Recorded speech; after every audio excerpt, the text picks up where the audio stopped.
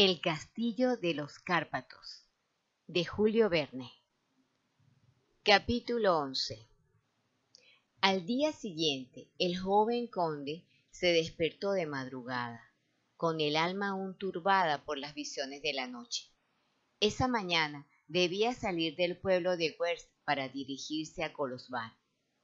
Tras haber visitado los pueblos industriales de Petrosene y Libreville, Franz tenía intención de detenerse un día entero en Strasbourg, antes de ir a pasar algún tiempo en la capital de Transilvania. Desde allí, el ferrocarril lo llevaría a través de las provincias de la Hungría central, última etapa de su viaje. Franz salió de la posada y se paseaba por la terraza con los gemelos ante los ojos, examinando con profunda emoción los perfiles del castillo que el sol naciente dibujaba claramente sobre la meseta de Orgal. Sus reflexiones se centraban en un punto. Cuando llegara a Casbourg, mantendría la promesa que había hecho a las gentes de Werst. Avisaría a la policía de lo que ocurría en el castillo de los Cárpatos. Cuando el joven conde se comprometió a devolver la calma al pueblo, fue con la íntima convicción de que el castillo servía de refugio a una banda de malhechores, o, por lo menos, a gentes sospechosas que tenían intereses en no ser encontradas y se las habían ingeniado para impedir que nadie se acercara a la fortaleza. Pero durante la noche Franz había reflexionado. Sus ideas habían sufrido un giro y ahora vacilaba. En efecto, hacía 5 años que el último descendiente de la familia de Gortz, el barón Rodolfo, había desaparecido, y nadie pudo saber nunca lo que había sido de él. Sin duda, se había difundido el rumor de que había muerto algún tiempo después de su marcha de Nápoles. Pero, ¿qué había de cierto? ¿Qué pruebas se tenían de su muerte? Quizá el barón de Gortz vivía aún, y si vivía, ¿por qué no iba a haber regresado al castillo de sus antepasados? ¿Por qué Orfanig, el único allegado que se le conocía, no lo habría acompañado? ¿Y por qué ese extraño físico no sería el autor, el director de escena de los fenómenos que sembraban el espanto en la región? Precisamente, Franz reflexionaba sobre todo esto. Hay que convenir que la hipótesis parecía bastante plausible, y si el barón Rodolfo de Gortz y Orfanig habían buscado refugio en el castillo, era comprensible que quisieran hacerlo inaccesible, para llevar en él la vida que convenía a sus costumbres y su carácter. Ahora bien, si eso ocurría, ¿qué conducta debía adoptar el joven conde? ¿Era conveniente que tratara de intervenir en los asuntos privados del barón de Gortz? Seguía preguntándoselo, pensando el pro y el contra del asunto, cuando Rosco vino a reunirse con él en la terraza. Creyó que sería adecuado comunicarle sus ideas a este respecto. «Amo», respondió Rosco, «es posible que sea el barón de Gortz quien se dedica a todas esas imaginaciones diabólicas. Pues bien, si es así, mi opinión es que no hay que mezclarse en ello. Los miedosos de Werst resolverán el problema como puedan, es asunto suyo, y nosotros no tenemos por qué preocuparnos de devolver la calma al pueblo». «Está bien», contestó Franz, «y pensándolo bien, creo que tienes razón, mi buen Rosco». «Yo también lo creo», contestó sencillamente el soldado. «En cuanto a Maese Goltz y los demás, a estas horas ya saben lo que tienen que hacer para acabar con los supuestos espíritus del castillo». «En efecto, amo, solo tiene que avisar a la policía de Classburg». «Nos pondremos en camino después de almorzar, Rosco. Todo está preparado, pero antes de bajar al valle del Scilly daremos un rodeo hacia el Plesa». «¿Por qué, amo? Me gustaría ver desde más cerca ese singular castillo de los Cárpatos». ¿Con qué objeto? Una ocurrencia, Rosco, una ocurrencia que no nos retrasará más de media jornada. Rosco quedó muy contrariado por esta determinación, que le parecía por lo menos inútil. Le habría gustado apartar todo lo que podía recordar con demasiada viveza al joven conde el pasado. Pero esta vez fue en vano. Tropezó con una inflexible resolución de su amo. Y es que Franz, como si hubiera sufrido una influencia irresistible, se sentía atraído por la fortaleza. Sin que se diera cuenta, quizá esta atracción se relacionaba con el sueño en el que había oído la voz de Stila murmurando la quejumbrosa melodía de Stefano. ¿Pero había soñado? Sí, eso se preguntaba al recordar en aquella misma sala del rey Matías había sonado ya antes una voz, según aseguraban, la voz cuyas amenazas desafió tan imprudentemente Nidec. En la disposición mental en que se encontraba el joven conde, no es de extrañar que hubiera hecho el proyecto de dirigirse hacia el castillo de los Cárpatos, de subir hasta la base de las viejas murallas, aunque sin intención de entrar en el recinto. Franz de Telek había decidido a no dar a conocer sus proyectos a las gentes de Wers. Habrían sido capaces de unirse a Rosco para disuadirlo de aproximarse a la fortaleza y le había recomendado a su soldado que callara ese proyecto. Al verlo bajar desde el pueblo hacia el valle de Scilly, nadie pondría en duda que iba a encaminarse a Classburg. Pero desde la terraza había observado otro camino que bordeaba la base del Reyesat hasta el desfiladero de Volcán. Sería posible, pues, subir las cimas del Plesa sin volver a pasar por el pueblo y, por consiguiente, sin que Maese Gol ni los demás lo vieran.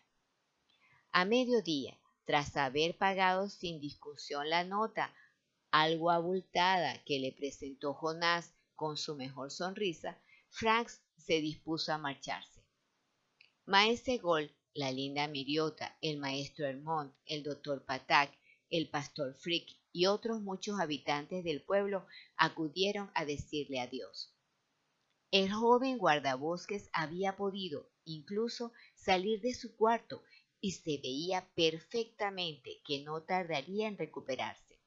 El exenfermero se atribuía el honor de esta curación. Le felicito, Nidec, le dijo Franz, así como a su prometida. Gracias, muchas gracias, respondió la joven resplandeciente de felicidad. Que tenga un feliz viaje, señor conde, añadió el guardabosques. Sí, ojalá lo sea, respondió Franz, cuya frente se ensombreció. Señor conde, le rogamos que no olvide las gestiones que nos prometió hacer en Classburg, dijo entonces maese Gols.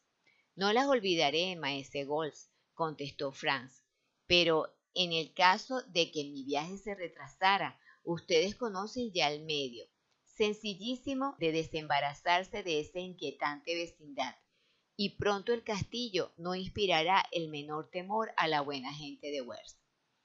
Eso es fácil decirlo, murmuró el maestro. Y hacerlo, respondió Frank. Antes de 48 horas, si lo desean, los guardias habrán dado buena cuenta de los seres que se esconden en la fortaleza, salvo en el caso muy probable de que sean espíritus, hizo observar el pastor Frick. Incluso en ese caso, respondió Frank, con un imperceptible alzamiento de hombros. Señor conde, intervino el doctor Patak, si nos hubiera acompañado a Nidec y a mí, quizás no hablaría así. Me extrañaría mucho, doctor, contestó Franz, aunque me hubiera visto como usted, tan singularmente retenido por los pies en el foso del castillo. ¿Por los pies? Sí, señor conde, o mejor dicho, por las botas, a menos que usted pretenda que, en el estado de ánimo en que me encontraba, lo he soñado. No pretendo nada, señor, contestó Franz, y no trataré de explicarle lo que le parece inexplicable. Pero puede estar seguro de que si los guardias vienen a visitar el castillo de los Cárpatos, sus botas, acostumbradas a la disciplina, no echarán raíces como las suyas. Una vez dicho esto al doctor, el joven conde recibió por última vez el homenaje del posadero del rey Matías, tan honrado por haber tenido el honor de que el honorable Fran de Telex, etc., tras despedirse de Maese Gols, Nic Deck, su prometida, y los habitantes reunidos en la plaza, hizo una señal a Rosco. Después bajaron a buena marcha por el camino del desfiladero. En menos de una hora Franz y su soldado llegaron a la orilla derecha del río y empezaron a subirla siguiendo la base meridional del Regesat. Rosco se había resignado a no hacer más observaciones a su amo. Hubiera sido perdido, acostumbrado a obedecerle militarmente. Si el joven conde se lanzaba a una peligrosa aventura, sabría sacarlo de ella. Tras 2 horas de marcha, Franz y Rosco se detuvieron a descansar unos instantes. En aquel lugar, el Sili Balaco, que se había desviado ligeramente a la derecha, se acercaba al camino con un codo muy pronunciado. Al otro lado, sobre la elevación del Plesa, aparecía la meseta de Orgal, a la distancia de media milla, o sea, casi una legua. Convenía, pues, abandonar el Sili, ya que Franz quería atravesar el desfiladero para dirigirse hacia el castillo. Evidentemente, al evitar el paso por Wers, el rodeo había doblado la distancia que separa el castillo del pueblo, pero aún sería de día cuando Franz y Rosco llegaran a la cima de la meseta de Orgal. El joven conde tendría pues tiempo de observar la fortaleza desde el exterior, y esperando a la caída de la tarde para bajar por el camino de Wers, tendría la certeza de que nadie lo vería. Franz pensaba ir a pasar la noche a Libatzel, aldehuela situada en la confluencia de los dos Silis, y encaminarse al día siguiente a Karlsburg.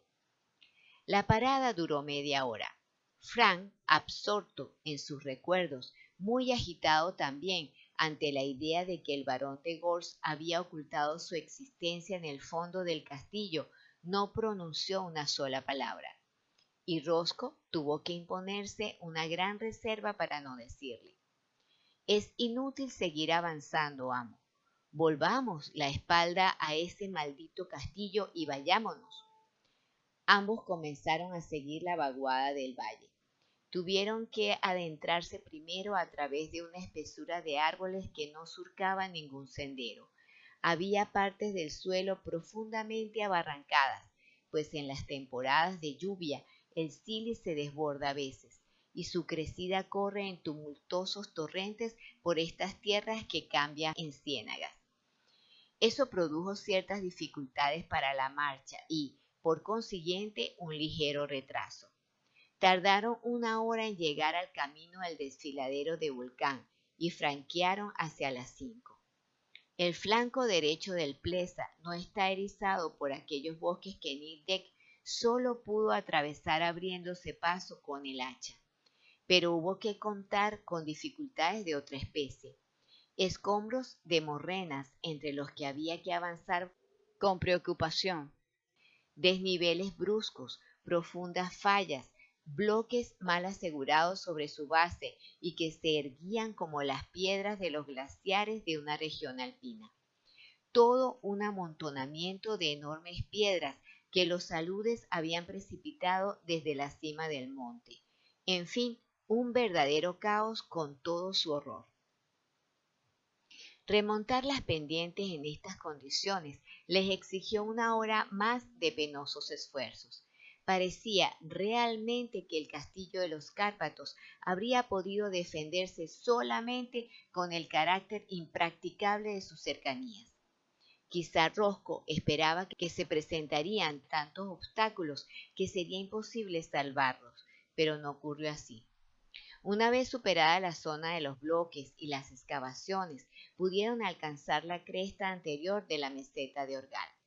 Desde aquel punto, el castillo se dibujaba con un perfil más claro en medio del sombrío desierto del que el miedo alejaba hacía muchos años a los habitantes de la región. Lo que conviene hacer observar es que Franz y Rosco iban a llegar a la fortaleza por la muralla lateral, orientada hacia el norte. Si Nic Deck y el doctor Patak habían llegado ante la muralla del este, es porque al bordear la izquierda del Plesa dejaron a su derecha el torrente del Niat y la ruta del desfiladero. Las dos direcciones dibujan un ángulo muy abierto, cuya cumbre está formada por la torre central. Por el lado norte, además, hubiera sido imposible franquear el recinto, pues no solo no había poterna ni puente levadizo, sino que la muralla, al seguir las irregularidades de la meseta, se alzaba a gran altura. No importaba mucho que fuera imposible el acceso por ese lado, ya que el joven conde no pensaba superar las murallas del castillo. Eran las 7:30 cuando Fran de Telec y Rosco se detuvieron en el límite de la meseta de Orgal. Ante ellos se erguía un fiero amontonamiento de piedras ahogado en la penumbra, que confundía su color con la vieja coloración de las rocas del Plesa. A la izquierda, el recinto hacía un brusco recodo, flanqueado por el bastión de esquina.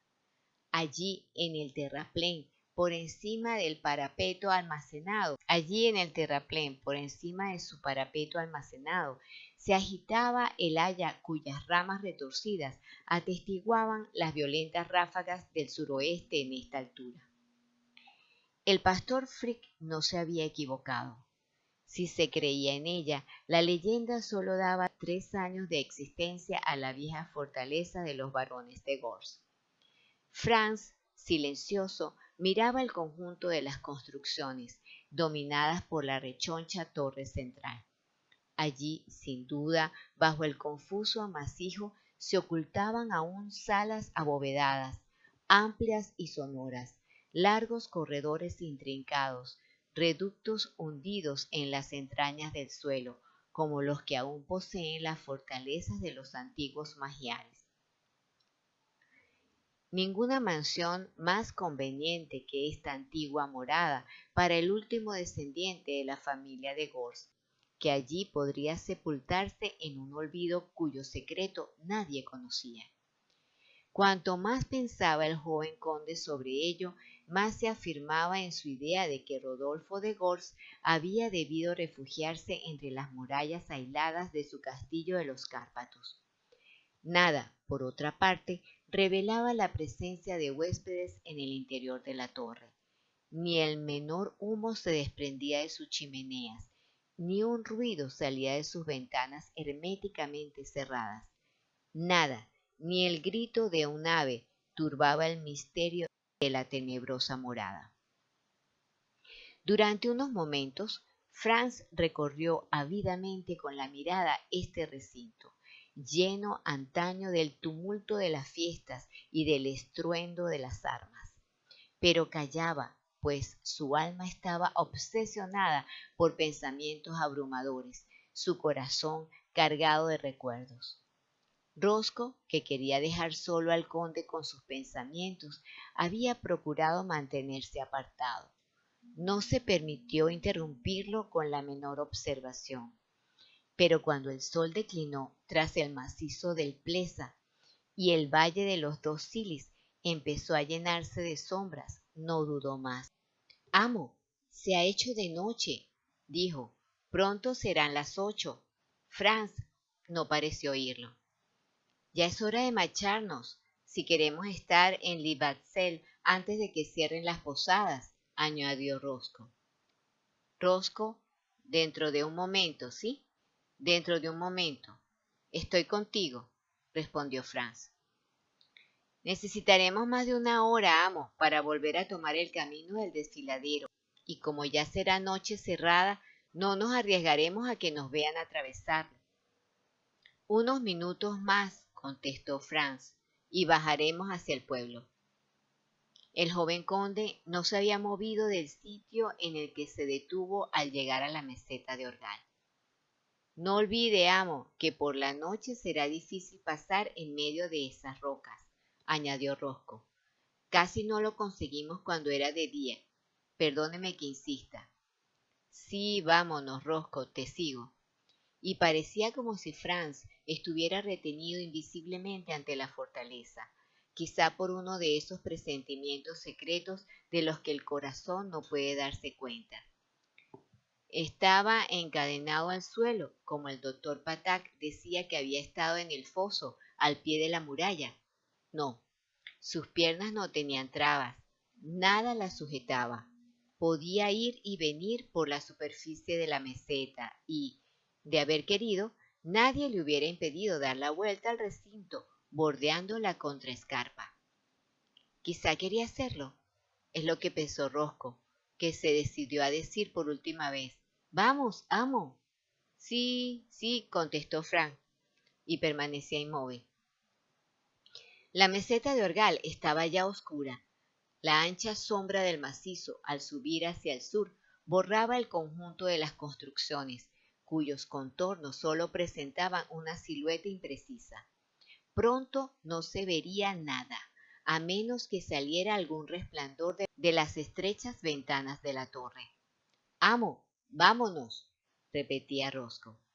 Y Franz iba a seguirlo, por fin, cuando en el terraplén del bastión, donde se alzaba la legendaria haya, apareció una forma vaga. Franz se detuvo, mirando aquella forma cuyo perfil se acentuaba poco a poco. Era una mujer, con los cabellos sueltos, las manos tendidas, envuelta en una larga vestidura blanca. Ese traje no era el que llevaba la Estila en la escena final de Orlando, cuando Franz la había visto por última vez. Sí, era la Estila, inmóvil, con los brazos dirigidos hacia el joven conde, su penetrante mirada clavada en él. Ella, gritó, y precipitándose hacia allá, hubiera rodado hasta el pie de la muralla si Rosco no lo hubiera sujetado. La aparición se borró bruscamente, y la Estila se había mostrado solo durante un minuto. No importaba, Franz no necesitaba más que un segundo para reconocerla, y se le escaparon estas palabras: «Ella, viva».